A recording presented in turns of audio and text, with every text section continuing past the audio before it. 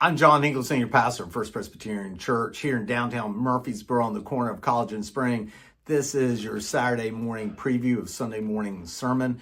It is October, and we are continuing our series of sermons of looking at one of our confessions in the Book of Confessions. And this year we are looking at the Confession of 1967. As you are aware of, I was born August 1st, 1967, so I've always felt this kind of connection to the confession. But as we said in the last two Sundays, 1967, as you look out the window, was a world that was disruptive at best, chaotic at worst. And as I said last Sunday, 1967 led into 1968, and that was no better with the assassination of Martin Luther King Jr. and Robert F. Kennedy. And the question the church was asking is, what is our faithful response to all of this? And how are we supposed to live not only in relationship with Jesus, but relationship with one another and relationship with the world? And so that really is the question that the Confession of 1967 is asking. But as I pointed out last Sunday, that question isn't a new question. We're asking it in 2025, as Paul was asking this same question in first century Rome. And that's where our text comes from this Sunday, which is the 14th chapter of the book of Romans. And in the 14th chapter of the book of Romans, Paul describes a fractured world where those within the church differed, and they differed on a variety of things: politically, socially, religiously. To break it down religiously, we've talked about this before, dietary laws. What can we eat? What can't we eat? When do we worship? When don't we worship?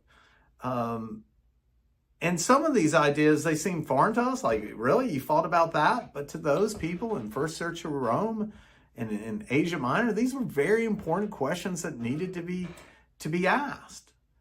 And it's in the 14th chapter of Romans that Paul kind of lays out this notion that it is true we are a diverse body.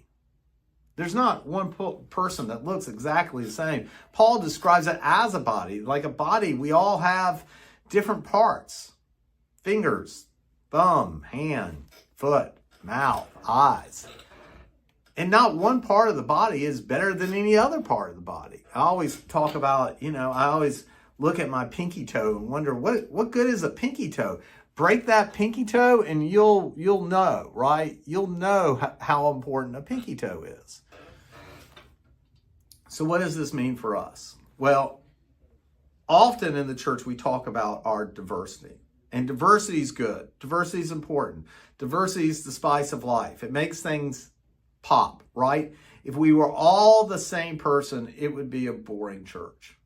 It just would be.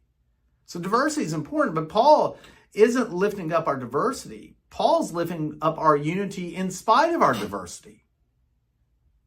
And according to Paul, our unity, where we are united, is that we all have faith that in Jesus Christ our sins are forgiven. It is as complex and yet as simple as that. So the question is, how do we live in our diversity, seeking to be united in our faith? And that's what we're going to talk about this Sunday. Also this Sunday at 10:30, we have a new member join the church. That's always great. And at 10:40, there is a congregational meeting to hear and respond and act on a report from the ruling elder nominating committee. So we hope you can make that meeting at 10:40. That's it. Shout out to the super fans as always: Melanie Berry, Marcy, Glenn Emery, Savannah, Pippa, and anyone else who watches the Saturday morning preview of Sunday morning sermon. Have a great day.